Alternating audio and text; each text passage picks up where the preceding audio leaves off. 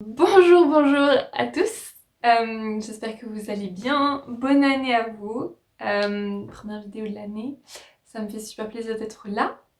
Même si c'était un petit peu galère pour tourner cette vidéo, mais gloire à Dieu, on est là.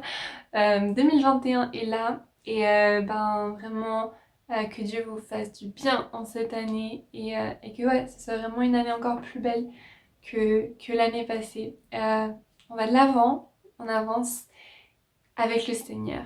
Et on se réjouit de toutes les belles choses qui vont se passer cette année. Donc comme je disais dans la dernière vidéo, un gros projet pour cette année. Et c'est du coup de faire une série, comme j'avais dit. En fait, j'y pensais et j'ai discuté avec un ami fin de l'année passée. Il me disait, mais en fait, si tu fais une série sur quelque chose, ça te donne, enfin, ce sera plus facile pour développer un sujet plus en profondeur plutôt que de faire plein de vidéos sur des thèmes différents. Et donc cette année, j'aimerais faire une sorte de série, enfin en tout cas chaque mois une vidéo sur le thème 100% quelque chose. On va commencer aujourd'hui avec un 100% victorieux. Je vous explique. L'idée c'est de faire justement une vidéo là-dessus, de voir ce que la parole de Dieu dit et peut-être de pouvoir réfléchir à ça pendant le mois. Donc j'essaierai de faire ça, cette vidéo, la première semaine de chaque mois. Il y en aura 12, du coup une par mois, pour développer un thème et qu'on puisse le mettre aussi en pratique dans nos vies. L'avant-dernière vidéo de l'année, ça s'appelait 100% pour Dieu. Si vous ne l'avez pas vue, je vous invite à aller la voir. Et donc voilà, 100% pour Dieu, ça se décline aussi en différentes façons. On est 100% victorieux en Dieu, on est 100% consacré, 100% guéri, 100% des tas de choses. Et c'est justement ça que j'aimerais développer cette année pour qu'on puisse... Jésus, quand il a dit « Je vous donne la vie, je vous la donne en abondance ». Et quand Dieu donne quelque chose, il le donne en entier. Et les choses qu'il fait en nous, il les fait en entier. Ce qui commence, il le finit. Après, il y a des choses qui, oui, sont en processus, et qu'il y a des choses qui prennent du temps et qui se font, mais Dieu les amène à l'accomplissement, et c'est à 100%. Ok. Et donc, je voulais commencer avec justement cette vidéo 100% victorieux, pour nous encourager aussi dans l'année, au cours des différentes choses qu'on traverse, qu'on va traverser, de savoir que, voilà, on a la victoire. Pas par nous-mêmes, pas par nos actes, mais en Jésus-Christ. Parce que oui, la vie chrétienne est un combat. On est en guerre, on est en combat, on n'est pas en guerre contre un virus, on est en guerre contre d'autres choses. Et on va aller commencer avec un passage dans le Nouveau Testament qui est la lettre aux Romains. Romains au chapitre 7, versets 21 et 22 nous dit ceci: je découvre ainsi cette loi. Lorsque je veux faire le bien, c'est le mal qui est à ma portée. Dans mon être intérieur, je prends plaisir à la loi de Dieu. Mais je vois bien qu'une autre loi est à l'œuvre dans mon corps. Elle combat la loi qu'approuve ma raison, et elle fait de moi le prisonnier de la loi du péché qui agit dans mes membres. Malheureux que je suis! Qui me délivrera de ce corps voué à la mort? Dieu soit loué, c'est par Jésus-Christ notre Seigneur. En résumé, moi-même je suis par la raison au service de la loi de Dieu, mais je suis dans ce que je vis concrètement, esclave de la loi du péché. Donc j'ai lu plus loin que le verset 22 jusqu'au verset 25, jusqu'à la fin du chapitre 7.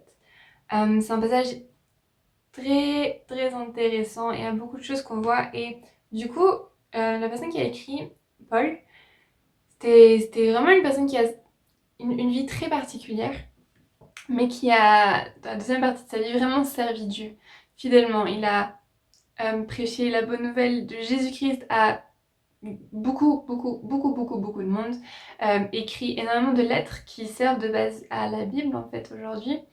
Et donc ici il parle de quelque chose que peut-être vous expérimentez, que moi souvent j'expérimente, c'est voilà, on sait ce qui est bon, on aimerait faire ça, et pourtant en nous, il y a quelque chose qui nous pousse à faire le contraire et à faire le mal. Et c'est cette tension en fait, c'est ça le combat qu'on vit, le combat qu'on a, c'est quand on appartient à Dieu, quand on lui a donné notre cœur, quand on a demandé qu'il nous sauve de nos péchés, qu'il nous sauve de nous-mêmes, et quand on lui demande d'être le Seigneur, littéralement le maître de nos vies, on entre dans ce combat où on aimerait faire ce que Dieu veut qu'on fasse, on aimerait vivre selon ses principes, vivre selon ce que lui veut, vivre selon ce qui est bon. Et pourtant, on se retrouve très souvent à faire le contraire, à tomber, à pécher en fait. Et c'est ça le combat qu'on vit. Mais la bonne nouvelle, c'est qu'il y a une bonne nouvelle, c'est que cette guerre, elle est un peu spéciale en fait. Parce qu'on connaît déjà le vainqueur. Et le vainqueur, c'est Dieu. Le vainqueur, c'est notre Dieu. Et il nous rend participants de cette gloire, en fait, de cette victoire. Et il y a cette parole que j'aimerais qu'on aille lire, c'est dans Colossiens, enfin, il y a plusieurs qu'on va lire, mais il y en a une dans Colossiens, chapitre 2, les versets 13 à 15, elle nous dit ceci. Et vous, qui étiez morts à cause de vos fautes et parce que vous étiez incirconcis, Dieu vous a donné la vie avec Christ. Il nous a pardonné toutes nos fautes, car il a annulé l'acte qui établissait nos manquements à l'égard des commandements. Oui, il a effacé le clouant sur la croix. Là, il a désarmé toute autorité, tout pouvoir, les donnant publiquement en spectacle quand il les a traités dans son cortège triomphal après sa victoire à la croix. Et ça, c'est une parole merveilleuse et on voit la victoire de Christ sur le péché, sur Satan, sur le mal en fait. C'est quelque chose d'acquis, c'est quelque chose de vrai, c'est ça la vérité. Même si on a l'impression des fois dans nos vies de ne pas le voir, la victoire elle est à Jésus. Et parce qu'on a, et quand on appartient à Jésus, la victoire est également à nous. Et il y a cette parole merveilleuse qu'on va aller lire. Donc c'est tout dans le Nouveau Testament ce qu'on lit aujourd'hui. Elle se trouve dans la lettre aux Philippiens, chapitre 2, le verset 9 et 10. Elle nous dit ceci. C'est pourquoi Dieu l'a élevé à la plus haute place et il lui a donné le nom qui est au-dessus de tout nom, pour qu'au nom de Jésus, tout être s'agenouille dans les cieux, sur la terre et jusque sous la terre, et que chacun déclare Jésus-Christ est Seigneur à la gloire de Dieu le Père. Ça, c'est une parole magnifique qui proclame la souveraineté de Dieu, la souveraineté de Jésus-Christ sur tout. Il a le nom au-dessus de tout autre nom, au-dessus de toute autre chose. Il n'y a rien, zéro maladie, zéro péché, zéro addiction, rien qui est plus fort que notre Dieu. Jésus-Christ est au-dessus de tout. Jésus-Christ est au-dessus de tout. Et ça c'est la vérité. C'est la vérité, c'est ce qui tient, ce qui est vrai, ce qui est sûr. Ce sur quoi nous pouvons nous appuyer en fait, de savoir que Jésus-Christ a le nom au-dessus de tout. Il n'y a rien qui est supérieur à lui, ni même égal à lui en fait. Tout est inférieur, il est au-dessus de tout. De tout, de tout, de tout. Et on va lire aussi cette deuxième parole dans 1 Jean au chapitre 3, les versets 5 à 7. Il nous dit ceci.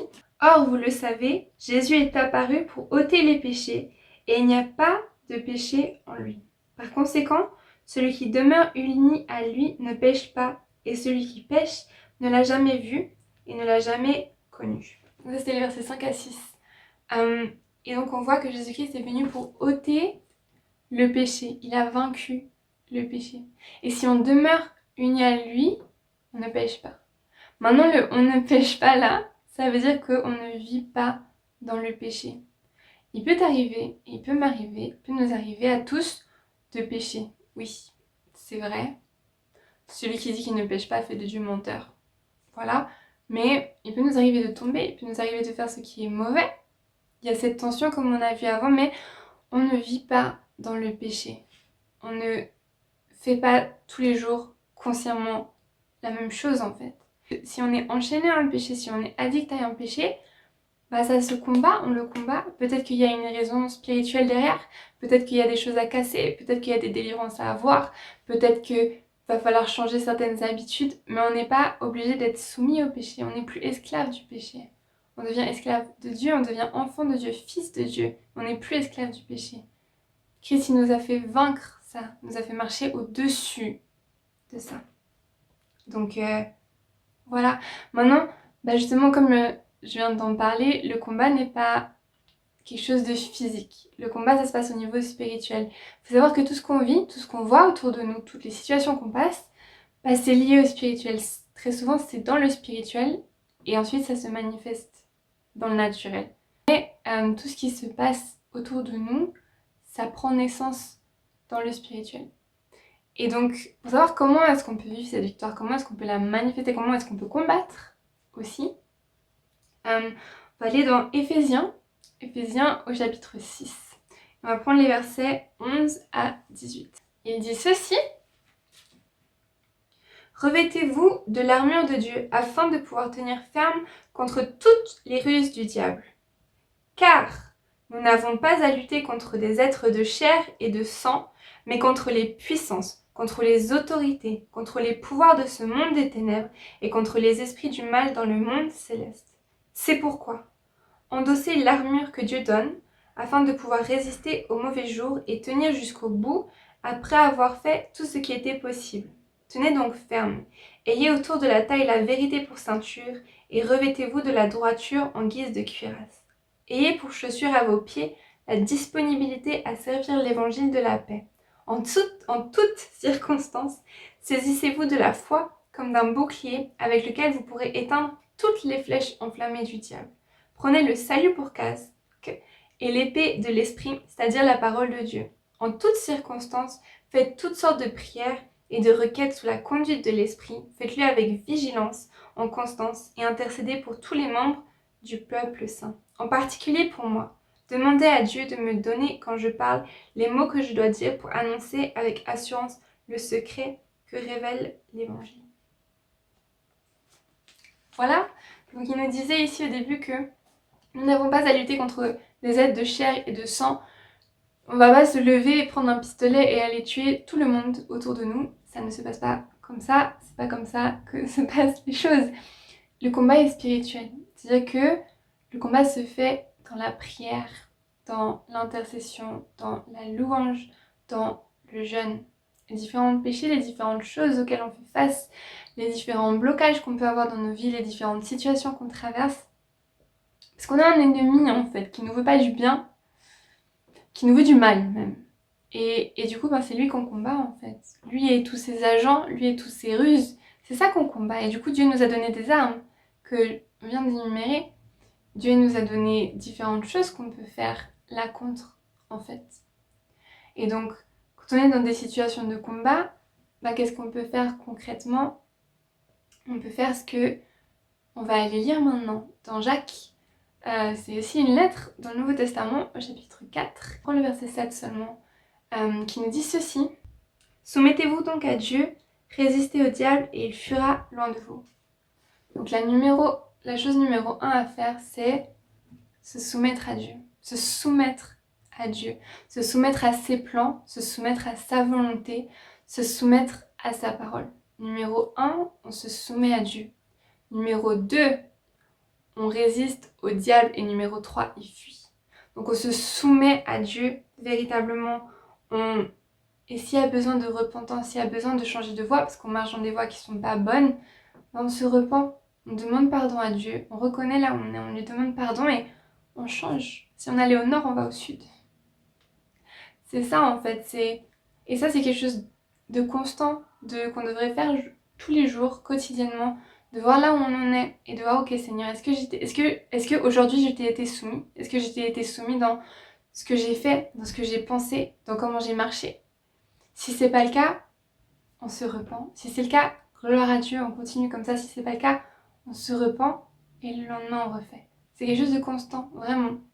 On se soumet à Dieu donc, on se repent de nos mauvaises voies et on prend conscience, on est conscient de la victoire qui appartient à Jésus-Christ.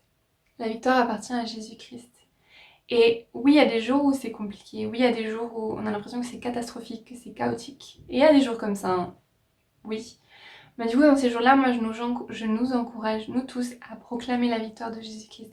Il y a une puissance très forte dans les choses qu'on dit, autant en bien, autant qu'en mal. Donc, faisons attention à nos paroles et dans les jours où ça va pas, même dans les jours où ça va, en fait, proclamons Jésus est vainqueur, Jésus est victorieux, Jésus-Christ est victorieux. Dans ma situation, dans ce que je vis maintenant, dans ce que tu vis maintenant, Jésus-Christ est victorieux. Il est victorieux, point, il n'y a pas autre chose. C'est Jésus-Christ qui a la victoire, c'est tout. Et puis on peut aussi, voilà, on a même besoin de combattre dans la prière, de prier, intercéder, Et prier aussi avec la parole de Dieu. Connaître la parole de Dieu et prier avec. Proclamer la parole de Dieu. La lire à haute voix. La lire, la proclamer, la dire. Jeûner, briller. C'est des choses hyper importantes. Louer Dieu aussi, la louange. Moi, je vous encourage aussi à louer Dieu, à écouter, chanter des cantiques, des chants qui nous boostent dans la foi et qui proclament la vérité. Et là, je nous encourage, nous tous. Je mettrai du coup dans les commentaires quelques liens de chansons que moi, je trouve c'est hyper bon et qui sont des chants de victoire. Et donc, je vous encourage vous aussi, si vous en avez, à les mettre en bas dans les commentaires pour qu'on puisse tous s'encourager, pour qu'on puisse tous vivre cette victoire ensemble. Alléluia. Et puis, croire. C'est hyper important de croire à cette victoire, de croire à ça. Et puis, de combattre avec la parole de Dieu. Quand Jésus-Christ il a été tenté par Satan dans le désert, il a à chaque fois répliqué par « il est écrit ». Donc, les amis, lisez la Bible, écoutez la Bible, faites quelque chose mais lisez-la, ayez-la en vous, et ayons-la dans nos cœurs, que quand on voit des choses, on puisse répondre « non, je ne ferai pas ça parce qu'il est écrit, parce qu'il est écrit ceci ». Parce qu'il est écrit cela. Que ce soit comme ça qu'on réponde en fait, parce que c'est ça qui a autorité. La parole de Dieu est la autorité. Donc vraiment, apprenons-la, mémorisons-la, qu'elle soit dans nos têtes, qu'elle soit dans nos cœurs, qu'elle soit en nous. Véritablement. Et je vous encourage, moi c'est ce que j'ai fait ici. Les murs derrière moi, il y a plein de papiers. Et en fait, sur plusieurs de ces papiers, c'est des versets, c'est des choses de la Bible qui sont écrits, que quand je les vois, à force de les voir, en fait, tu les mémorises. À force de les voir, de les lire, tu commences à les connaître en fait et tu peux les sortir quand telle et telle situation arrive, quand telle et telle chose arrive, quand tu pries, tac, le Seigneur te rappelle telle et telle parole que tu peux utiliser dans la prière. Donc voilà, cette vidéo est très longue, désolée. Mais voilà en fait le sujet d'aujourd'hui, donc on a la victoire, parce que la victoire appartient à Jésus-Christ. Voilà ce que je voulais partager avec vous aujourd'hui. S'il y a des trucs qui n'étaient pas très clairs, n'hésitez pas à le dire dans les commentaires ou à m'écrire en privé, soit sur Instagram, soit sur mon adresse mail qui s'affiche maintenant. N'hésitez pas, franchement, n'hésitez pas à m'écrire vraiment. Je réponds du mieux que je peux. N'hésitez pas si vous avez des sujets de prière, si vous avez des choses dont vous voulez parler, que vous voulez partager. N'hésitez pas à m'écrire, vraiment. Je vous répondrai, je ferai mon mieux de vous répondre. Et puis, voilà. N'hésitez pas aussi à laisser un commentaire, justement à partager des chansons ou des passages de la Bible qui vous encouragent quand vous êtes dans des combats ou des choses comme ça. Et puis voilà, comme ça on peut s'édifier les uns les autres, comme ça on peut prier les uns pour les autres. Et réjouissons-nous, la victoire appartient à Jésus-Christ. Amen. Merci d'avoir regardé cette vidéo jusqu'à maintenant. N'hésitez pas à vous abonner si ce n'est pas le cas, à partager la vidéo plus loin. On ne sait jamais qui ça peut aider. Et on se voit tout bientôt. Soyez bénis. Ciao.